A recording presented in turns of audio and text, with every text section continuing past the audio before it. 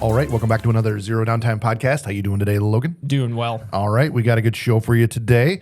We're going to talk about how Amazon is destroying books in order to train AI. And I got to hit play on this because otherwise it doesn't show the meme of the day correctly. And I got a good one. Millions of corporate records allegedly stolen through Azure. So, a hacking attempt, maybe by a group maybe shiny not. hunters. That's not actually. They're not the shiny hunters. It's not shiny hunters. All right. Stripe just paid $7 billion for the plumbing of AI. And it's a pretty good fit for Stripe, I think. I'm interested to hear that We'll story. find out. RingCentral got hacked, and apparently all it took was a phone call. That one might have been your favorite ones. Epic Games is finally building a Linux launcher, because we are in the year of the Linux desktop. We just are in that year.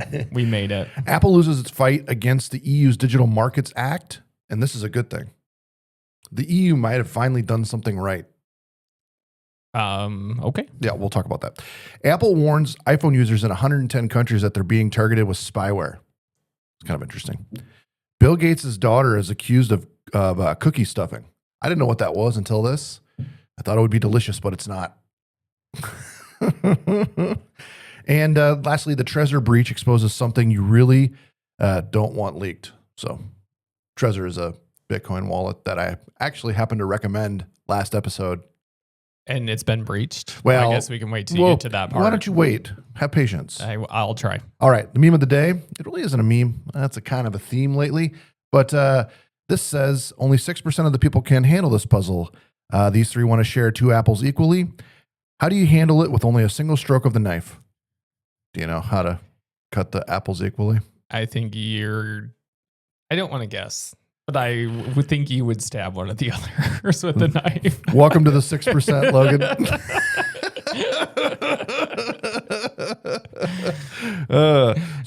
I know how you think. So how was your week last week? It was good. Yeah. It was busy. Yeah. Busy doing what? Didn't you Work. have a picture on Facebook of you golfing or something? I golfed on Friday. Busy. It was for the kids. Oh, I bet it was. Strong community campaign. And not a single beer was consumed. No. Well, not a single one.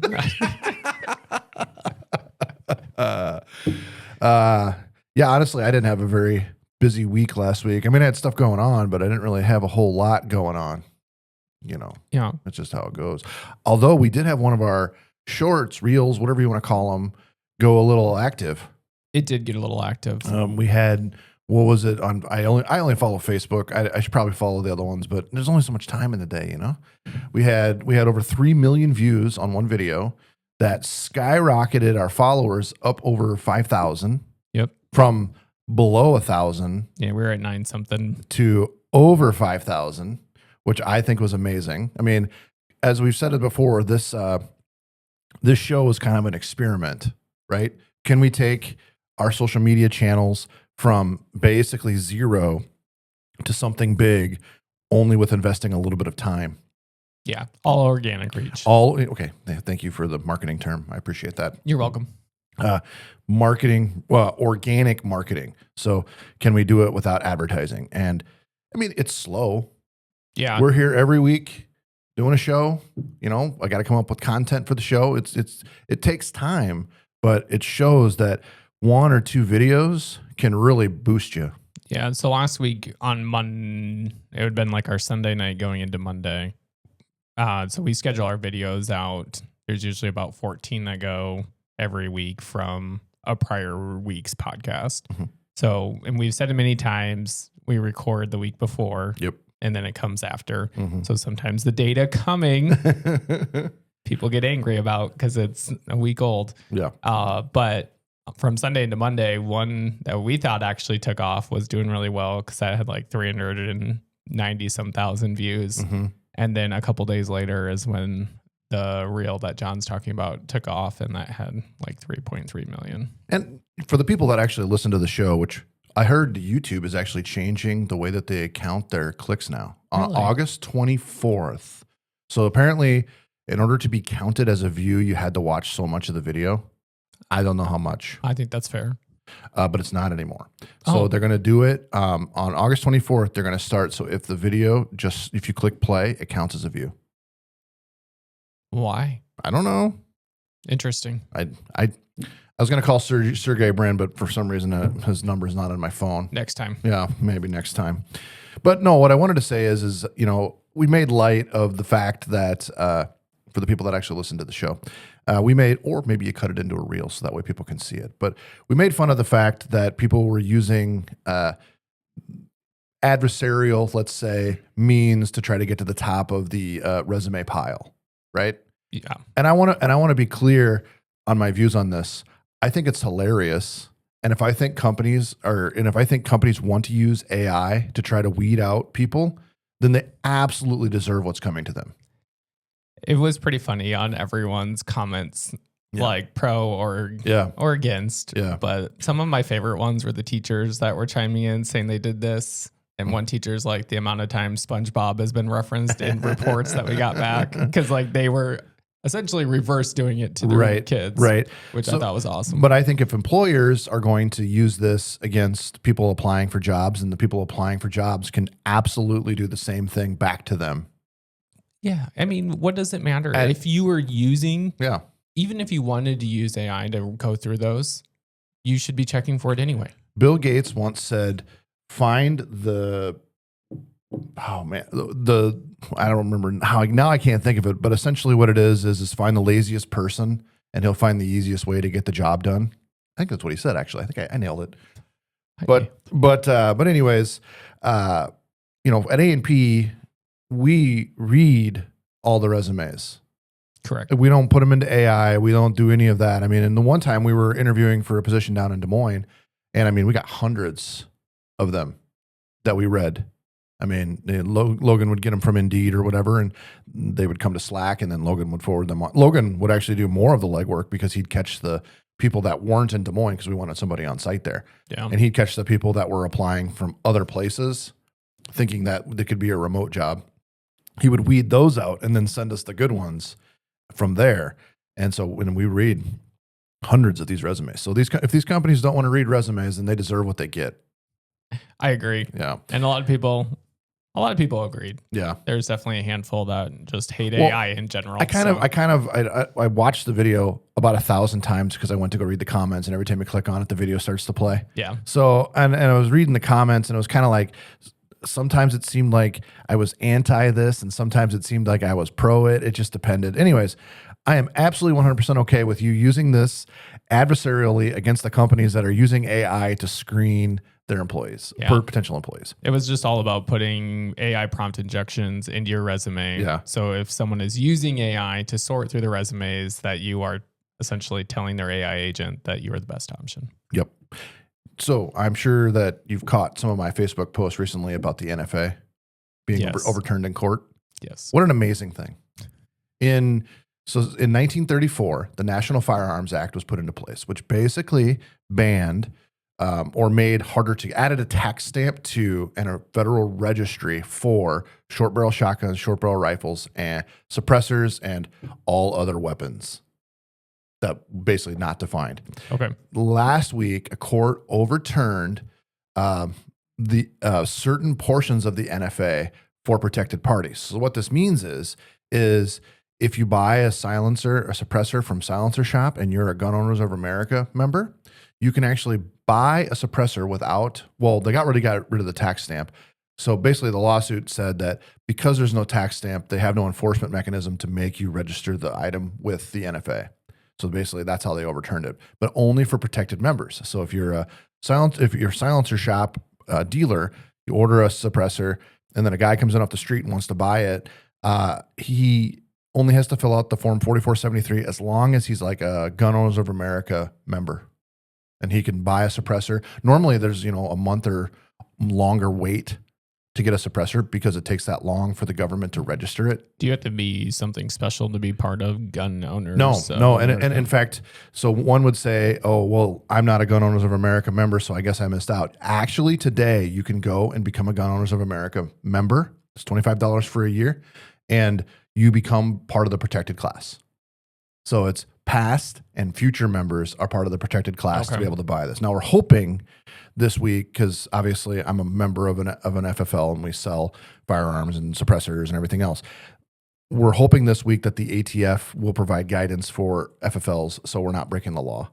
Because That'd be a bonus. it's important, right? So there are some FFLs out there that have transferred suppressors, and I'm all for it. Transferred suppressors with just a 4473. So 4473, for anybody that doesn't know, is the form you have to fill out. That's your background check when you buy a rifle or a handgun. When you buy a gun, basically, you have to fill out a 4473 every time. Okay. And that asks you particular questions, and then you may have to call the NICS number to do the background check, do all that stuff. So it's how a dealer transfers a firearm to a person is a 4473. Anyways, awesome that the NFA is being overturned and some freedoms are being returned to the United States. School resumes next week. I'm excited for my kids to go back. I don't know how excited they are to go back. So, obviously the team at A&P is extremely busy right now, trying to make sure that the schools that we service are all ready to rock and roll come. So I think Spencer does like I call it a soft start. So the high schoolers go back on Monday, and then everybody else goes back on Tuesday. So, yeah. Yeah. Are your kids ready? Well, I mean, they might say no, but I mean, I think they probably miss it a little bit. Yeah. I think mine probably miss more of the people than Oliver had class. Oliver had a detention. So I don't understand anything about how schools Already? Hold on. Apparently, you can carry detentions over from year to year. Oh, I didn't know this. So interesting. I also don't understand how school scheduling works. So Oliver was out of school, like excused absence for doctor or something like that, and he was flexed to another class. I have no idea what this means. Okay. He was flexed somewhere else. Well, obviously he didn't show up. And when you don't show up, you get a detention. And so he served the detention one time, and the person that he served it with didn't let the office know that he did the detention. So then he served it again, and then that person didn't let him know either. So this last week, he was at the school enrolling Chromebooks for me. It's like 600 some Chromebooks. Yeah. And he asked one of the gals in the tech department, can I please not have my detention anymore? Because he spent 3 days there doing it. Yeah. So so finally, I think the detention is gone. Oh my gosh. I got into an argument with Proton. Indulge. Okay, well, so Proton, if you don't know, they offer email. Well, basically, they offer competing services to Google. So they've got whatever Google offers, Proton maybe offers something similar. Okay. Anyways, they have this service that on the outside looks interesting, but when you think about it, it's a terrible idea. So what it is sort of like a LastPass, or I don't know what Google has. I'm sure Chrome shares stuff. Anyways, you can take your SSH key. So for people that don't know, SSH is a protocol we use to like administer Linux machines. So we can SSH to the machine and run commands on the machine and work on the machine like we are sitting in front of it.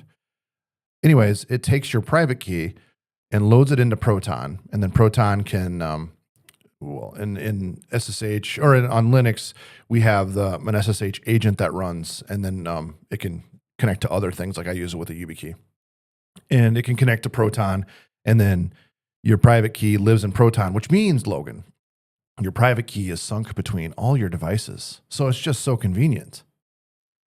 There's a thing, it's called private key. Private means it's private. It doesn't mean it's encrypted in somebody else's cloud. It means it's private. And encouraging people to take their private key and put it into a cloud is stupid.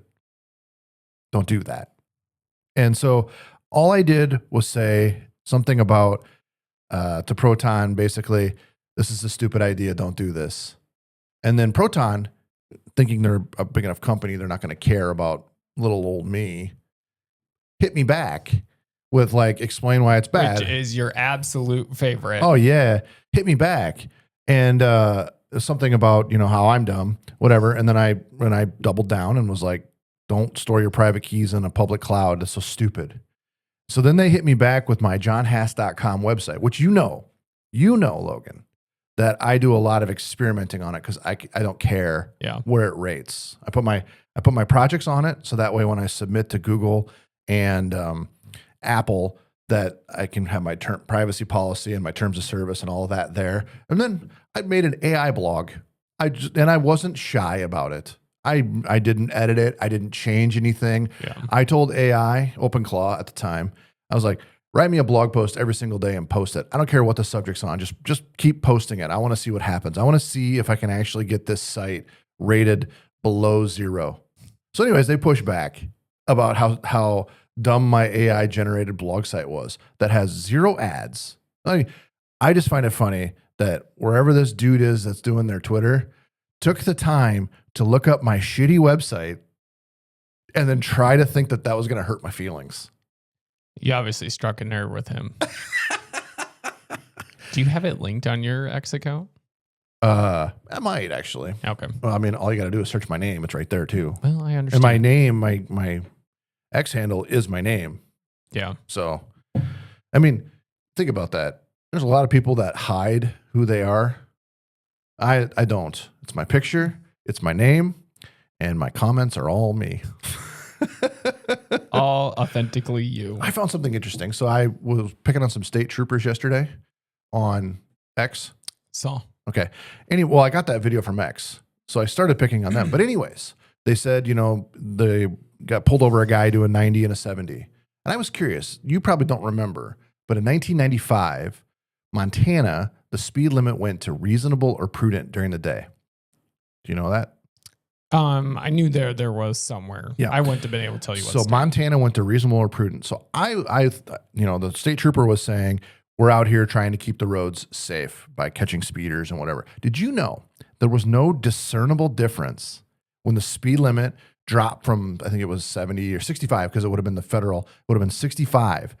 When it went to reasonable or prudent, there was no difference in deaths. And in fact, in the last 12 months before a court ruling, the deaths dropped to their lowest value ever. When there wasn't a speed limit? Correct. Interesting. Yeah. I thought that was extremely interesting. That's crazy. Yeah. You'd think it'd be opposite, just for course. people driving like ding dongs. Of course. But I think, people stay in the right. The left is true lawbreakers. Like, Get over here. getting ran over. we're trying to break the law for real over here. All right. So I didn't know this. So Google won a $10 million bid for Spirit Airlines internal data. So even after a company goes defunct, they can turn around and sell all of your data. I mean, I guess they're just probably getting rid of their assets. But it's documents, emails, workflows, and code. Wow. Yeah, they basically bought all their Intellectual property. Yeah. So now Google, Google obviously has their flights. Google Airlines. Well, I mean, I wish I don't know. Actually, I don't know how I would feel about that. So there's a spat on X between Ryanair, who is they just shit post all day, and Elon Musk. Okay. And so the rumor is that someday Elon Musk is going to buy Ryanair. It's so funny. But I don't know how Google would do as a airplane company, airline. Anyways, so Amazon is destroying books to train AI. So 404 Media was investigating reports from rare and secondhand booksellers. I'm just gonna stop you really quick. That name's awesome. Not found media. 404 Media. You ever heard of 404 Media? No. Oh. But I love the name. That's great. So they were getting really large orders for obscure books, and nobody would tell them who was buying it. So what they decided to do was go to one of these booksellers that somebody had ordered 1,000, we'll say rare books. And when I say rare books, I don't mean first editions. I mean shit no one reads.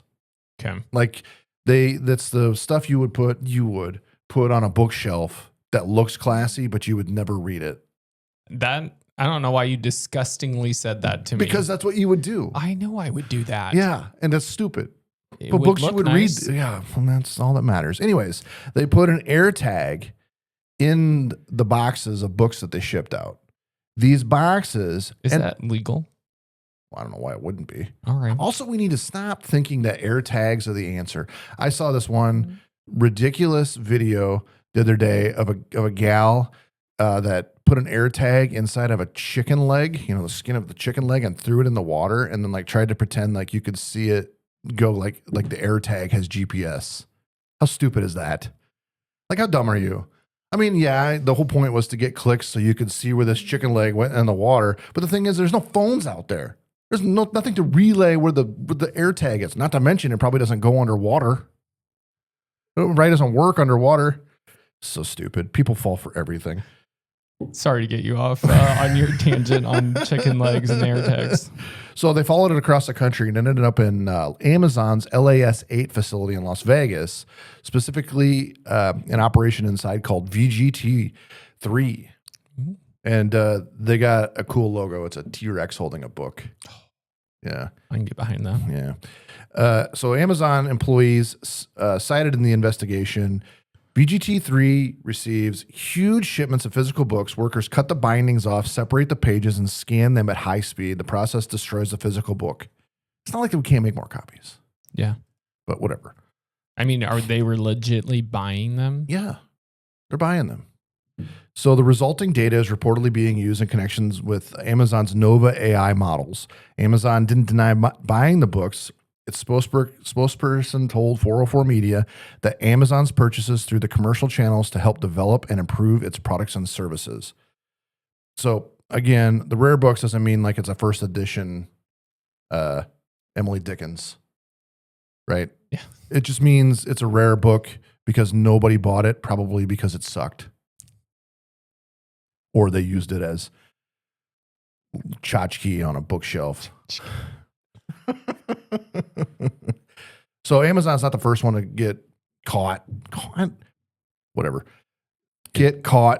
books. Is books. this illegal? No, it's not illegal. Court documents previously revealed that Anthropic's Project Panama bought millions of physical books, cut off the bindings, scanned them, and discarded the originals for AI training. A federal judge held that the particular scanning and training use at issue was fair use.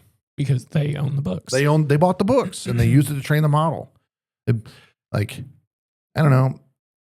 I'm a big believer in that human knowledge belongs to the world. And if it takes cutting the binding off a book, scanning all the pages, and having a large language model look at it, not to mention probably they digitize the entire book too. Yeah. It's not like they're just scanning it into AI and whatever. I guarantee you they're making a copy of it. Probably. Yeah. So to think that this is stupid or bad is, I'm not on the same page as you. Would you be happy that your book got sold that many times? You only get sold once. Oh, that's right. It's not 1,000 copies of one book. It's Wouldn't that be awesome? one copy in a bunch of 1,000. You still made a sale. I still made a sale. Well, it was probably somebody's bookshelf tchotchke anyways. See, you just got to write a book. Could be terrible. You just got to have a cool well, the idea here is that AI has basically learned everything off the internet, and everything new on the internet comes from AI. So there's nothing new to learn. So they have to use these rare books to learn new things. That's the idea. Okay. Interesting. Because presumably the only way to learn new things is by physical books, because those are written by people, which is becoming less and less true anyways. AI is writing books now. I think it's going to be really hard to prove that a writer wrote the books. Yeah. I mean, in the next 5-10 years. Except for what we talked about last week in the short section where we're talking about Anthropic's key for knowing if it was generated by Anthropic. Yeah. Right. So anyways. All right. Millions of corporate records got stolen through Azure. Yeah. So it's a big data theft, and it's some of the world's biggest companies actually are in this data dump. Okay. So security researchers at Hudson Rock are tracking a threat actor calling himself TheHatman. Ooh. It's clever. I just think of Cinderella. Is it Cinderella? No, Snow White. No. God dang it. What the Mad Hatter. Which one was that? She falls down the rabbit hole. Not Snow White. It's not Cinderella. It's one of the other ones. I don't know. I just think of the Mad Hatter because I thought he was cool. My sister made me watch the movie a lot, and I just don't remember the name. I don't know which one you're referencing. You know. If I know, I can't think of it. So anyways, He spent the last week dumping and selling enormous amounts of employee data allegedly taken from corporate Azure tenants, corporate Microsoft Azure tenants. So the list includes McDonald's, Vodafone, Kyndryl. I think I'd go with the second one. Kyndryl. Tata Consulting Services, UPS, Dell, Costco, Gap, Lululemon, Charles Schwab, and several others. In some cases, we're talking about hundreds of thousands or even millions of records from a single company. But keep in mind that this is not actually a breach of Azure itself. So Microsoft Azure doesn't actually have a problem. Hudson Rock says it appears that these companies are using, the header guy is using legitimate corporate credentials that were previously stolen by an infostealer malware. And we've obviously talked about an infostealer malware before, but in case you don't know, or you're new to the show, an infostealer gets installed on somebody's computer and quietly grabs passwords, cookies, and saved credentials and other authentication information. And that data ends up on black markets for sale.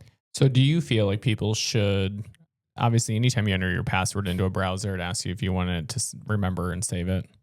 So if you're using something like LastPass, I always say yes. I mean, generally speaking, that's a safe way to do things as long as you're protecting your browser with MFA.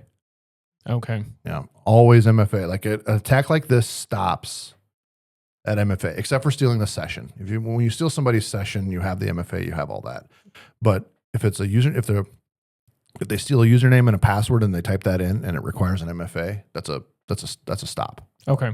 So always use MFA. The attacker didn't need a brilliant 0-day exploit. He already had the username, password, and like I said, the session to walk right through the front door. Once inside the company's Azure or the Entra environment, the attacker can simply just query the corporate data and start stealing it. You have it. It's crazy. Yeah.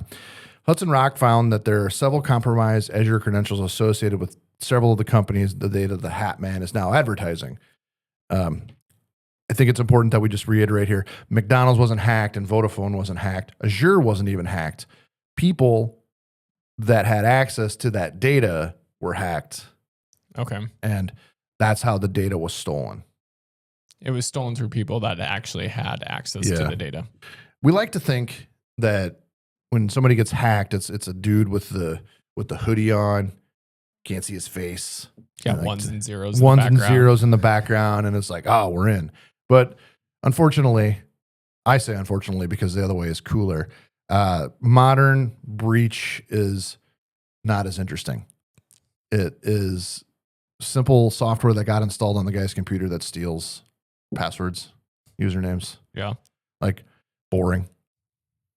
But again, I think the big important thing that you need to know here is that except for the session stealing aspect of it, MFA, multi-factor authentication, everything.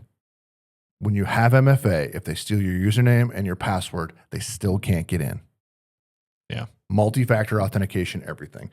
If a site or service that you use doesn't offer multi-factor authentication, use something else.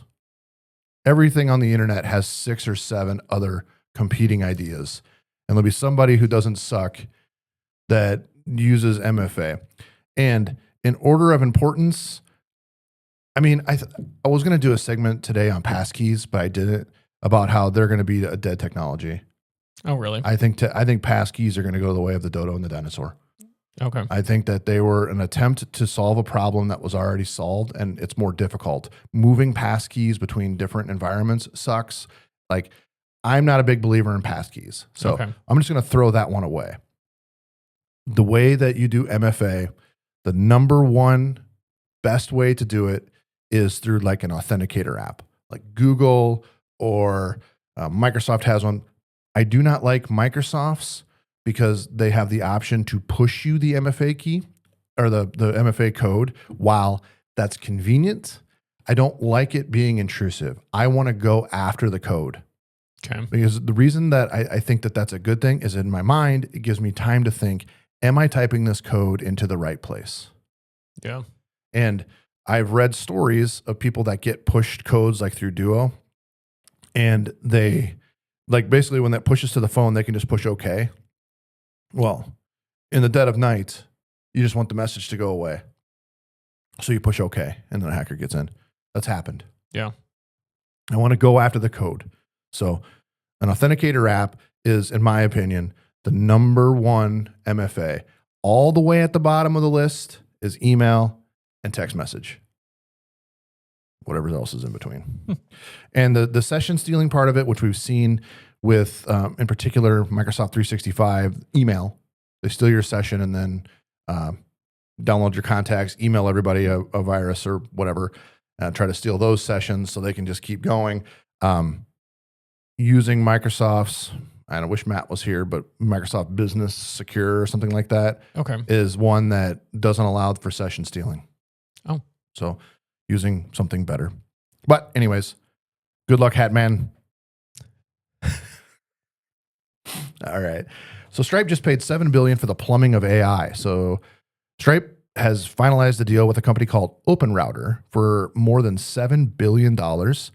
And 82 days ago, OpenRouter raised $113 million at a valuation of about $1.3 billion. 82 days later, it was more than $7 billion, bought for more than $7 billion. That's impressive. Yeah. That's a 5-fold increase, Logan, in less than 3 months. So what are we doing wrong? So the question everybody's going to be asking right now is, what the hell did Stripe just spend $7 billion buying? So OpenRouter doesn't make an AI model. It doesn't have ChatGPT. It doesn't have a competitor. It doesn't own Gemini or Claude. Instead, OpenRouter sits between developers and AI companies. As a developer, instead of writing separate integrations for OpenAI, Anthropic, Google, Meta, or anybody else, you can integrate OpenRouter once. OpenRouter gives you access to more than 400 different AI models through essentially one API. So your application can use Claude Code for one request, Gemini for another, and OpenAI for another, or automatically choose models based on pricing, speed, and availability. OpenRouter says it has around 8 million users. Have you used it before? No. So suddenly, when you think about Stripe buying this company, it makes a pretty good sense. So Stripe became enormous by becoming the infrastructure underneath internet commerce. So you don't necessarily think about Stripe when you're buying online. You're just quietly in the middle processing the transaction. OpenRouter is trying to do something very similar for AI. In fact, OpenRouter's CEO, Alex Atala, previously described the companies as basically Stripe for AI. Apparently, much like how we know Apple listens to the podcast, the Stripe guy said, fine, we'll just buy you.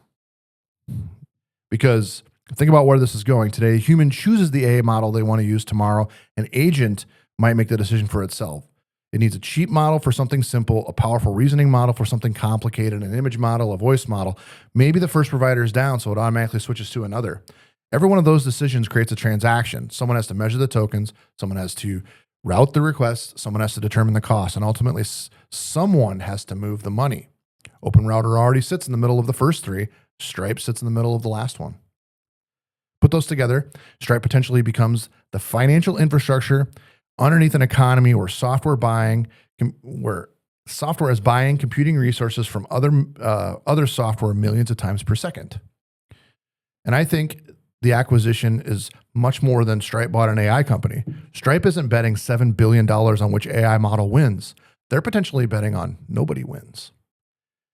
Because the AI models do what they're good at. Yeah. And so you want to use a combination of them all, which is what I just said.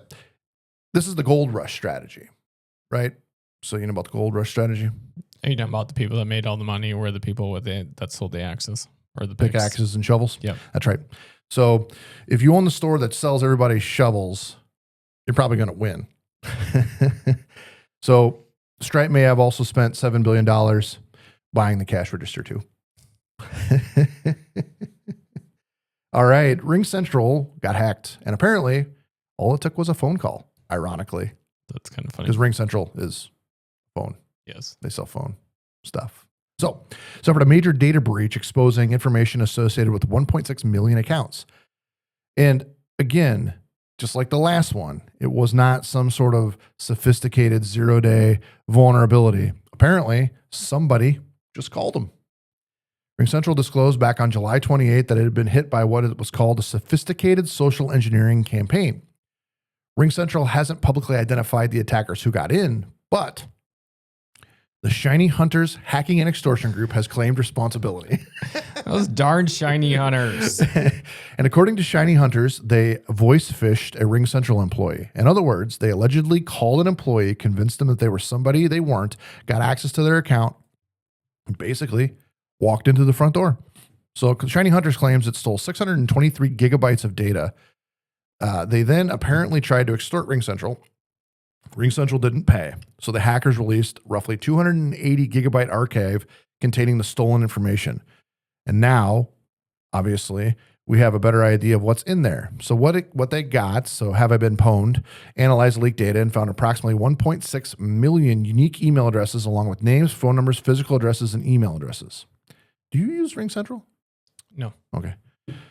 Interestingly, RingCentral still describes the breach as affecting only a limited portion of its customers, which technically might be true. RingCentral provides phone and communication services to more than 600,000 businesses, so 1.6 million accounts could still represent a relatively small percentage of the total people using their system. RingCentral also says the attacker did not compromise its core platform and its phone and messaging service all continued to operate normally. But there's a second order problem that I think is way more important than RingCentral getting hacked. Big companies get hacked every day. What did the hackers allegedly use to break into RingCentral? Social engineering. So they obviously know how to get people to do what they want them to do by saying the right things. A database containing 1.6 million names, phone numbers, email addresses, and physical addresses is a starter kit for social engineering attacks.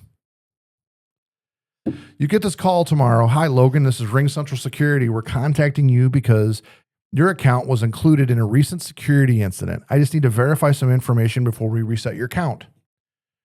They know your name, their phone number, email address, probably know what company you work for. And they also know that you use RingCentral. And most importantly, there was a real RingCentral security incident. Everybody knows because they probably sent an email out. Suddenly, the phone call sounds pretty convincing, and that's why breaches like this don't end when the company patches whatever allowed the original access. The stolen information becomes like ammunition for the next attack.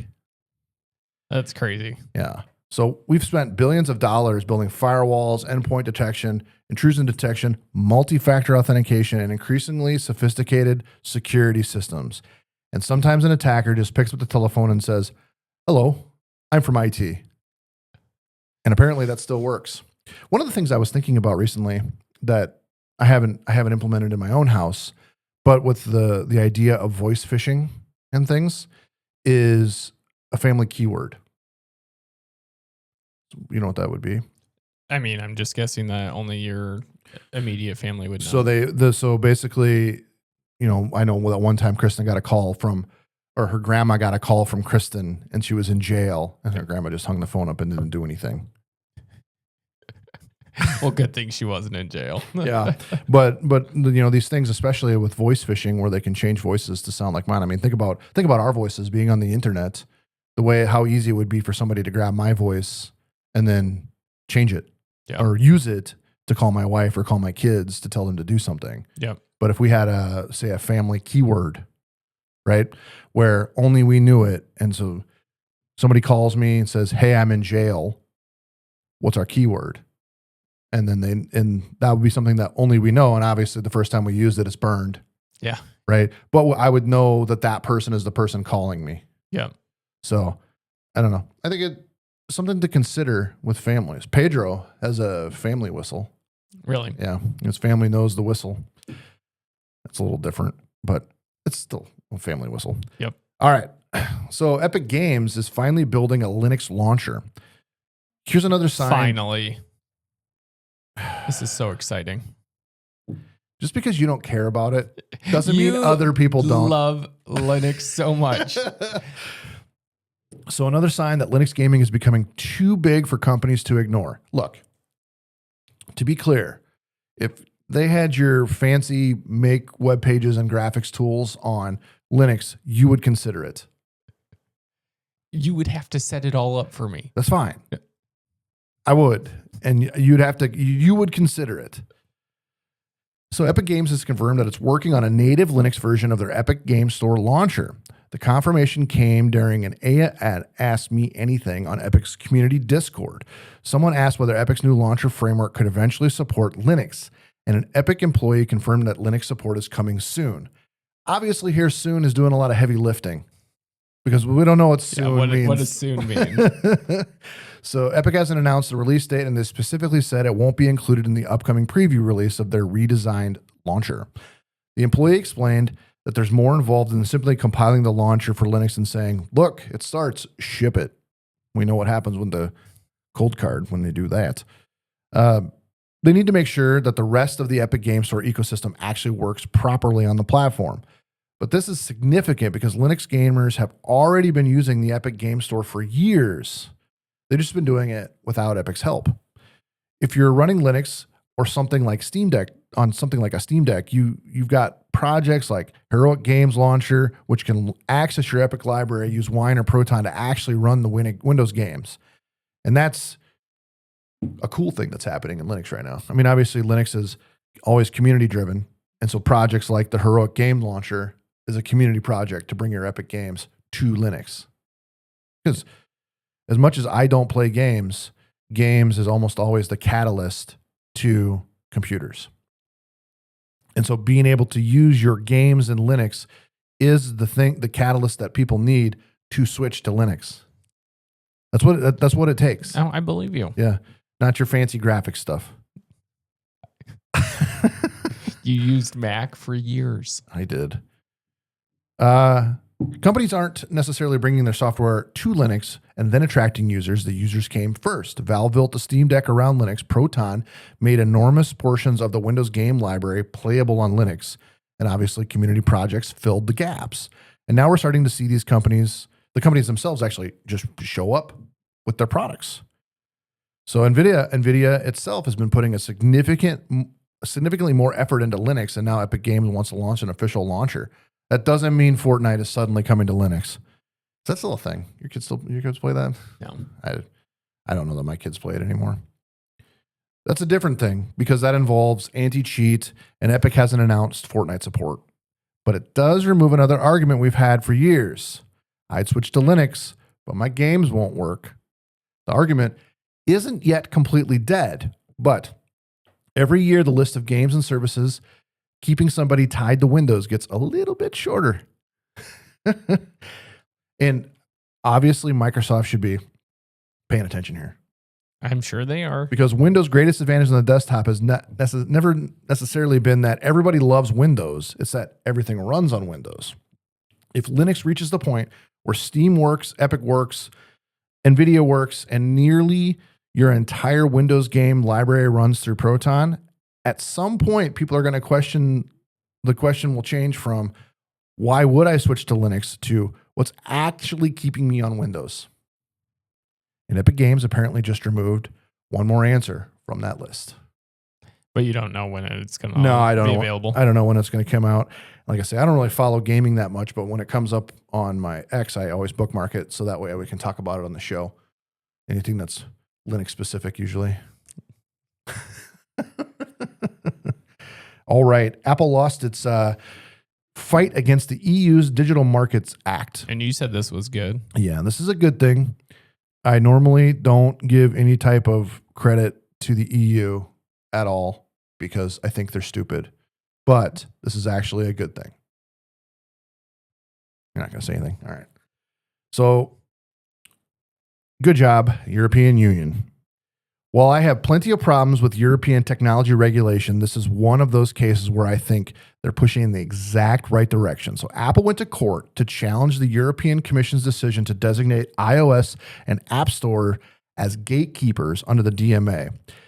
This matters because once you're a gatekeeper, you don't get complete control over how everyone interacts with your platform. Among other things, the DMA contains an interoperability requirement saying Apple has to provide third parties with an effective interoperability with hardware and software features controlled through iOS. Apple tried to challenge that interoperability provision as part of its lawsuit. The EU's General Court said no. The court upheld Apple's gatekeeper designation for iOS and App Store and rejected Apple's attempts to attack interoperability requirement through the case. And that's obviously a big win And we've talked about this on the show before, you know, the open i AirPods and stuff. You bought the device. You should be able to use it how you want to. Yeah. If I spend thousands of dollars buying an iPhone, Apple shouldn't get to decide that only an Apple Watch can interact with certain features of the phone. If Garmin wants to build a watch that integrates with it, let them. If somebody wants to build headphones that work exactly like AirPods, let them. If another company, obviously this is looking past all the patents you have to pay for. Yeah. I've simplified this very much. a lot. Drastically. I mean, if Apple has particular patents on certain things inside of the AirPods that they can enforce, they should. Yeah. I mean, they invented the technology. They should be able to enforce those patents. It's just, you're just trying to say to allow other people to have devices that work with Right. the iOS. Yep. So this becomes bigger than Apple. Interoperability is one of the reasons the technology industry became what it is. Imagine if you bought a Dell computer and Dell decided, sorry, you can only use a Dell mouse. Or you're driving your Ford, which why would you do that? And it would only allow you to connect your Ford branded phone. Yeah. I didn't even get a chuckle out of you. Because I knew it was a dig. We all think that would be ridiculous, right? I like Ford. I have no problem with Ford. I know. My grandpa and I always had this quarrel about Fords, and now I bought. Because he liked them or didn't like them? He did like them, and he always had a Ford Ranger when he lived in the Earth House, and grandma always had a Ford Taurus, and I drove Chevys, and so we would have this spat back and forth. Well, I bought 2 Ford Rangers for my kids. There you go. So I have no problem with Ford. I just, sometimes the old spat comes back hard, You just can't let it go. I just can't let it go. I just have to, anytime I see the word Ford, I think fix or repair daily. I just don't know what to do. I always think of Found on Red Found on Red Dead. Yeah, I got more. Can't do that with Chevy or Chevrolet. Good luck. Somewhere along the way, smartphones became these weird exceptions where we accepted that the manufacturers maintain enormous control over the computer after they sold it to us. And Apple is obviously the absolute master of this model when it comes to interoperability. They've done it since the Mac came out. Yeah. Macintosh. Don't you just feel like people will still keep buying Apple products anyway? Look, when when it comes to comes to quality, Apple, in my opinion, I think in a lot of people's opinion, is the gold standard. I mean, you pay more of a premium for the device, but I mean, look at your all aluminum laptop. Yeah. Right? Where the only plastic you see are the keycaps. Right? I mean, it's the gold standard for a laptop. Your touchpad feels like you're clicking, but you're not actually clicking anything. Yeah. I mean, what an amazing piece of technology that nobody else has. I was just going to say, I'm like, even with this changing or to see what comes from it, I feel like the people that still want it will still buy. Of course they Apple will. brand. Of course they will. Because Apple will always never be the first, but they'll always come out with the best. Yeah. So again, Apple failed to escape the DMA, so it remains a gatekeeper, which triggers some EU laws. And iOS remains covered. The App Store remains covered. The DMA's interoperability obligation isn't going away because of this lawsuit. And that's really good for open source developers, independent software companies, hardware manufacturers, and ultimately anyone who believes general purpose computers should remain general purpose computers. And that's an interesting contrast here with another story we talked about. Epic is finally working on bringing its game store natively to Linux. Why? Because on Linux, nobody has to ask Microsoft or Apple for permission to build another software store. You own the computer, install whatever you want. That's the model we should be moving towards, not away from. Apple will argue, sometimes legitimately, that opening interfaces creates privacy and security considerations. Okay. Develop secure interfaces, document them, create permissions, and let the users decide. Security shouldn't become an excuse for permanently locking competitors out of hardware that somebody else paid for. Apple can absolutely build the best watch. They can build the best headphones, app store, browser. What they shouldn't get to do is build the playing field, referee the game, own a team, and then decide nobody else gets the ball. We win. Here's a quick story. So Apple's been warning users in 110 countries that they're being targeted with spyware. So Apple sent out what appears to be one of the largest spyware warnings ever. So on August 13th, Apple notified an unspecified number of iPhone users across 110 countries that they may have been individually targeted by mercenary spyware. And if you receive one of these notifications, this isn't one of those, your password appeared in a data breach, you should probably change it. Apple says these are high confidence alerts that somebody specifically targeted you.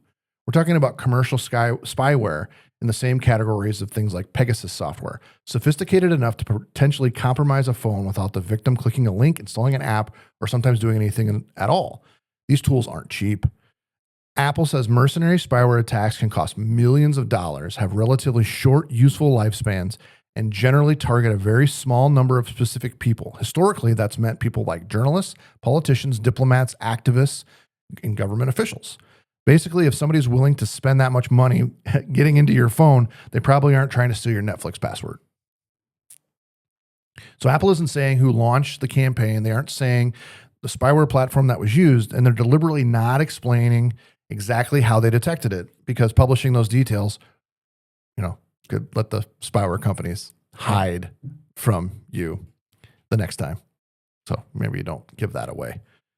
But there's something new about these warnings. Apple's putting them directly on the iPhone's lock screen and inside settings. They'll also send you an email to an address associated with your Apple account, and you'll see a warning when you sign into your Apple account online. That's important because Apple's been sending these warnings since 2021. I didn't know that. Guess I've never been targeted. But apparently they think if we think government-grade spyware company is actively trying to hack your phone, maybe an email isn't sufficient enough. Probably So not. put it on your front screen. Apple recommends that anybody receiving one of these warnings immediately enable lockdown mode. I didn't even know this existed. Did you know this exists? Yeah. No. So it basically takes your iPhone and says, convenience is no longer a priority, security is. It restricts certain message attachments, web technologies, FaceTime calls, configuration profiles, and other functionality specifically to reduce the attack surface to extremely sophisticated exploits. And here's probably the most interesting statistic in this story. Apple told TechCrunch, as far as it knows, it has never observed a successful mercenary spyware compromise of a device while lockdown mode was enabled. Now, before everybody listening goes digging through their settings to look for this warning, you probably won't have one. Apple emphasizes that the overwhelming majority of the people will never be targeted in this kind of attack. It isn't mass market malware. This is somebody deciding your particular phone is valuable enough to spend serious money compromising. The scale is still remarkable. Since Apple started this notification program in 2021, it says it has now warned targeted users in more than 150 countries. I think there's 197 countries. Yeah, something like that, 190 some. It depends on what you consider Taiwan, I guess.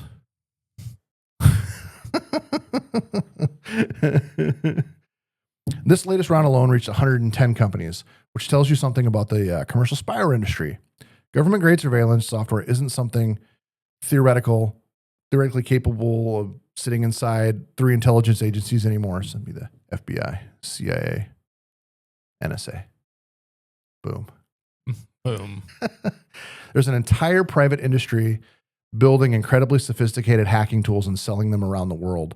And when your iPhone suddenly lights up and says, Apple detected a mercenary spyware attack targeted at your phone, that's one notification you probably shouldn't swipe away.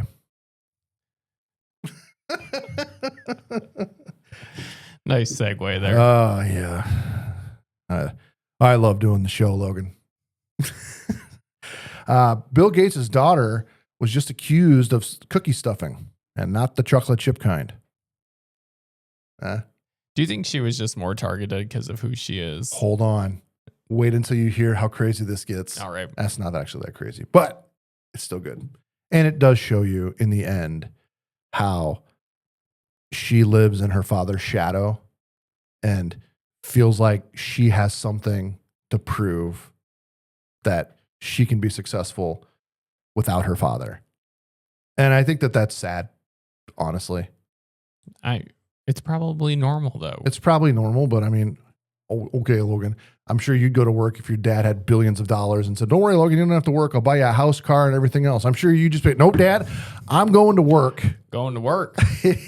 All right. So Bill Gates' daughter, is that Phoebe?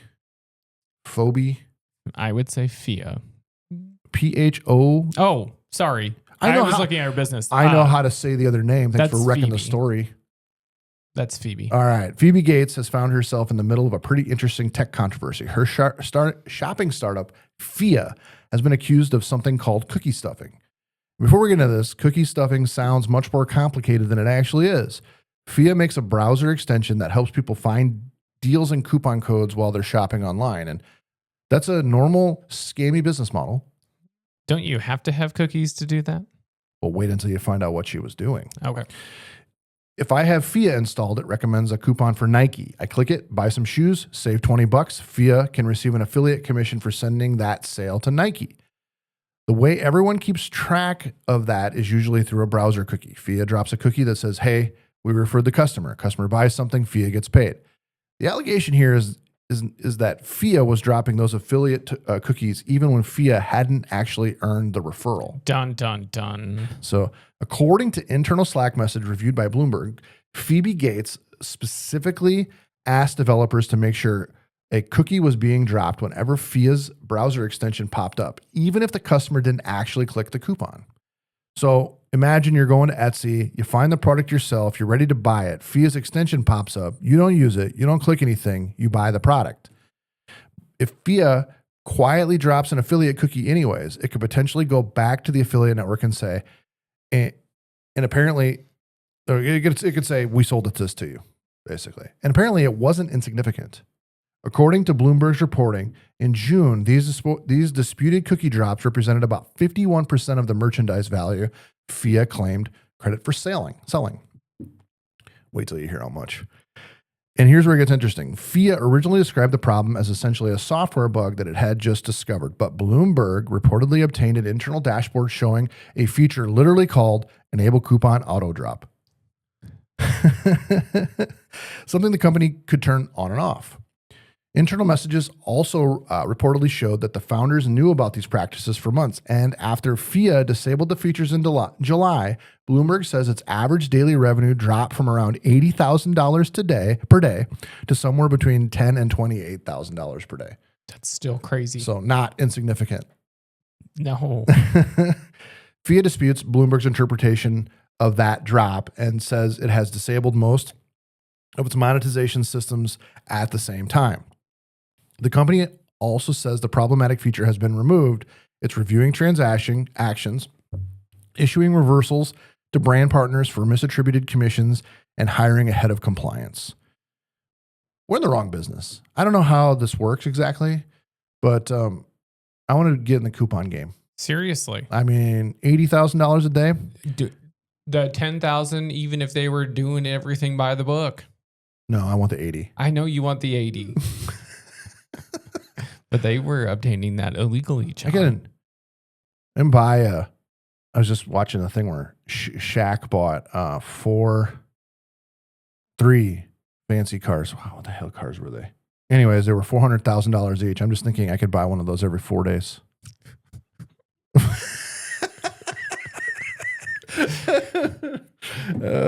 Just because. Well, that's what Shaq did. He bought 3 of them just because the guy said he couldn't.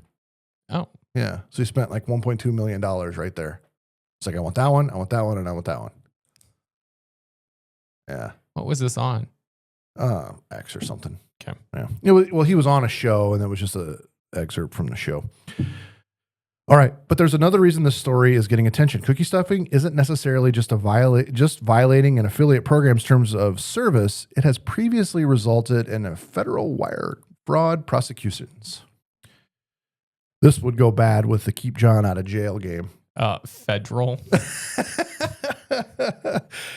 An attorney commenting on the case pointed out that the federal wire fraud can carry a maximum sentence of 20 years in prison. I suppose it matters how long it went on for before I got caught and what the fine was. I love that you're like trying to process the pros and cons in your head. Now, I'm going to be clear here. Phoebe Gates has not been charged with wire fraud. Nobody should turn this type of conduct has been previously prosecuted as wire fraud, and Bill Gates' daughter is facing 20 years in prison. She isn't, at least not on anything that I've found. But the underlying accusation is still pretty interesting. Because affiliate marketing is based on a very simple agreement. You bring me a customer, I'll give you a percentage of the sale. If you start injecting yourself into transactions that you didn't generate, you're no longer getting paid for advertising. You're potentially taking credit for somebody else's sale. And there's a wonderful little irony buried in the story. Phoebe Gates has publicly talked about wanting to prove that she could succeed independently despite having one of the richest, most famous fathers on earth. And according to Bloomberg, when she noticed Fia wasn't earning as much money from Etsy as expected, she personally messaged the developers asking them to confirm that the automatic cookie drop was enabled across all sites with coupons. So apparently, even when your dad is Bill Gates, you still have to worry about whether cookies are enabled.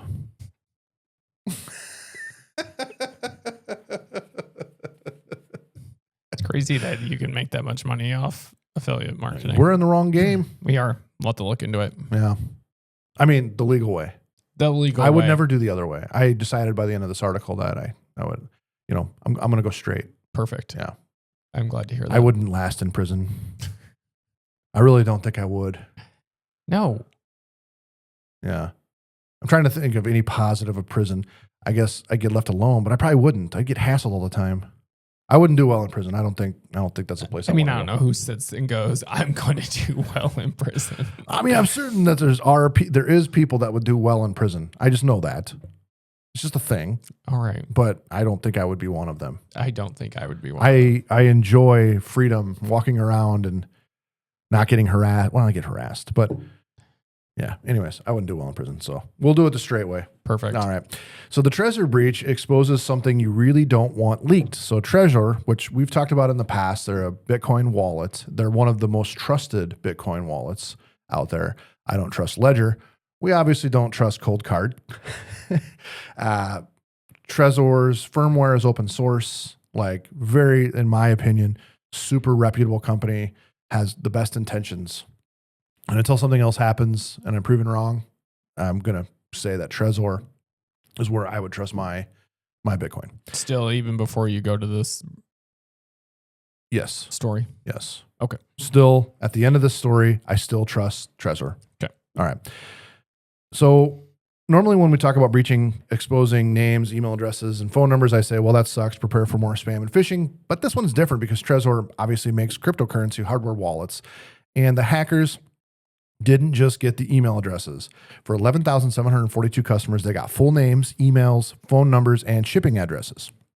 Another 1,947 customers had their names, cities, and emails addresses exposed. Trezor wasn't hacked, actually. The breach happened at ShipMonk, one of the companies Trezor uses to fulfill and ship the orders. So ShipMonk notified Trezor on August 10th that somebody had gained unauthorized access to systems containing the Trezor customer information. The affected customers were people in the United States, UK, Sweden, Colombia, Brazil, Italy, and Portugal who received Trezor orders during the 90 days before August 8th. And here is why I want to give Trezor some serious credit. The reason this wasn't much worse is because of the data retention. Trezor has a policy of deleting or anonymizing customer information after 90 days. And apparently they negotiated the same requirement with the fulfillment partners. So instead of ShipMonk potentially having years and years worth of Trezor customer addresses sitting around waiting to be stolen, it had 90 days. That's an awesome example of something companies routinely forget. You can't lose data you don't have. Companies love collecting information. They love retaining information, thinking maybe someday I'll need this. And that someday, somebody hacks them and discovers they've got 10 years of customer records sitting in a database. Trezor apparently asked a much better question. Why does our shipping company need to know where I shipped a Bitcoin wallet to 3 years ago? They don't. Delete it.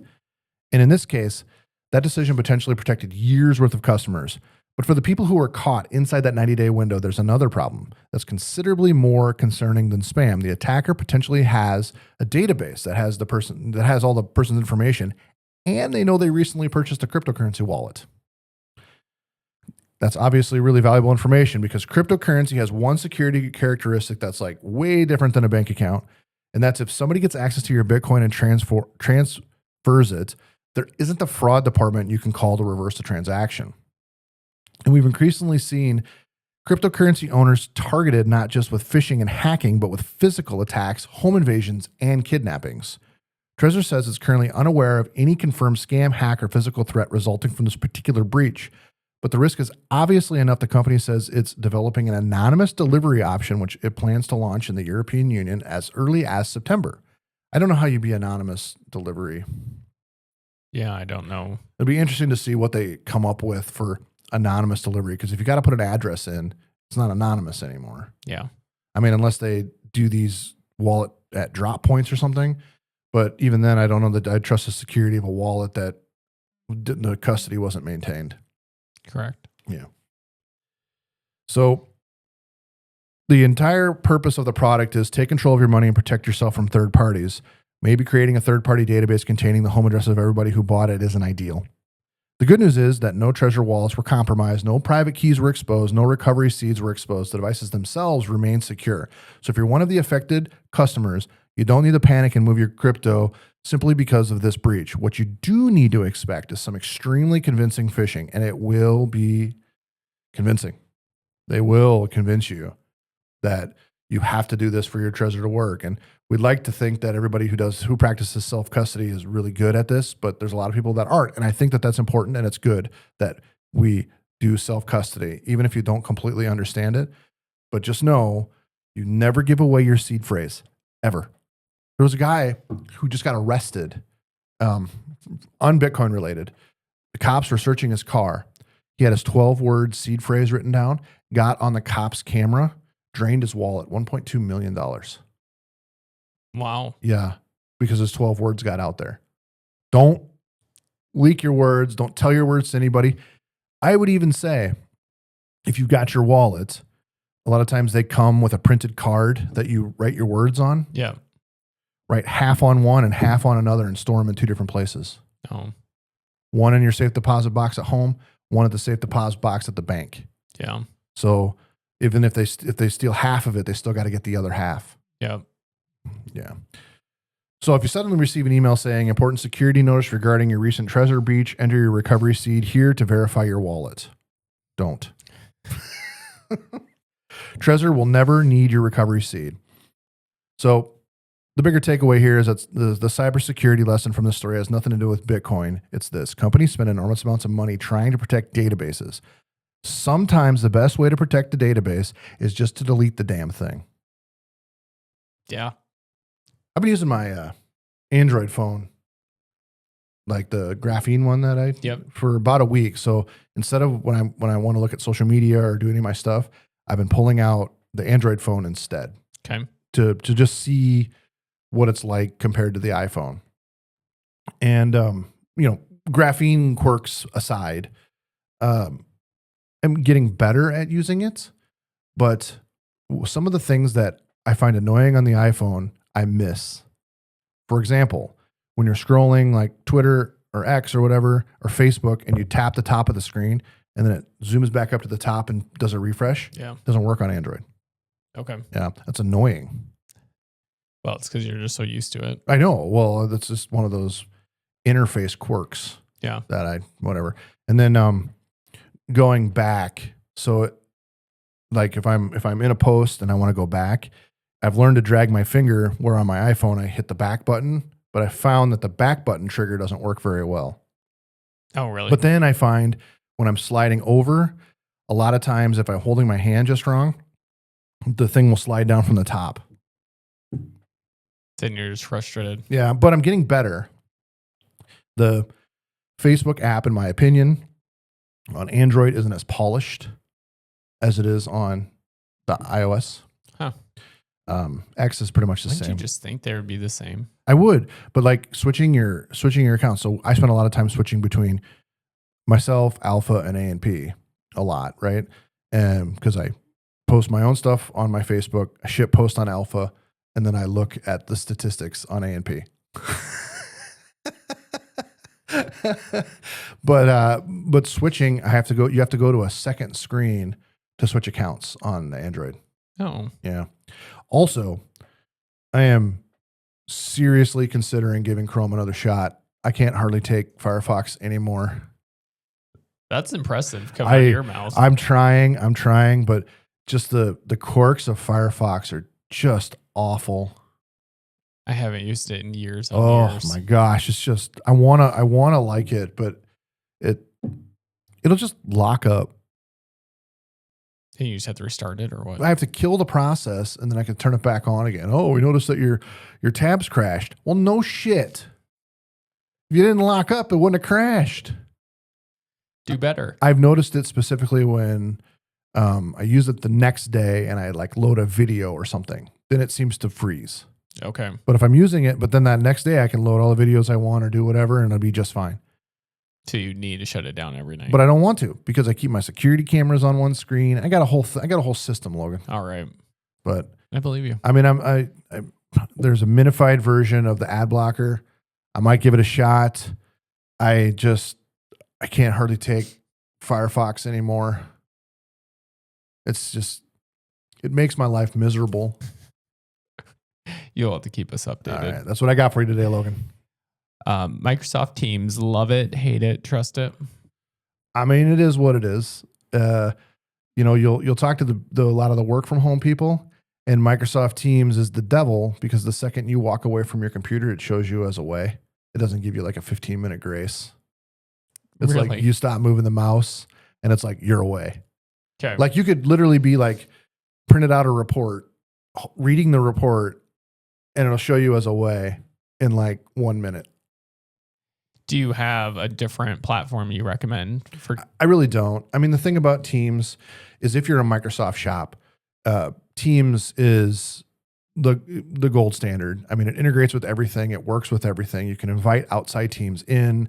I mean, it's a good product for that.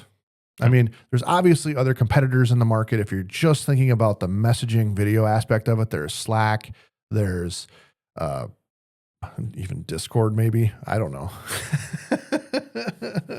But there's other products out there that can do similar stuff, but not in the same way that Microsoft Teams integrates with Outlook, integrates with Word, probably it absolutely does integrate with Microsoft's Clippy, the new AI.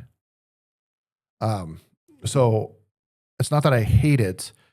It's just that it works well in the Microsoft ecosystem. In fact, at our office, we currently use Slack for internal communications, and we built plugins for it, so our techs can send text messages and do all of that from within Slack. Yep. We're considering switching to Teams just because when our salespeople want to do a video call, that kind of thing, they can integrate it all in one. And I think that as far as business goes, that's, I don't know, kind of king, I guess. Yeah. Yeah. Awesome. All right. Well, like, comment, subscribe, follow. Did I miss anything? Nope. Okay. And we'll see you next time.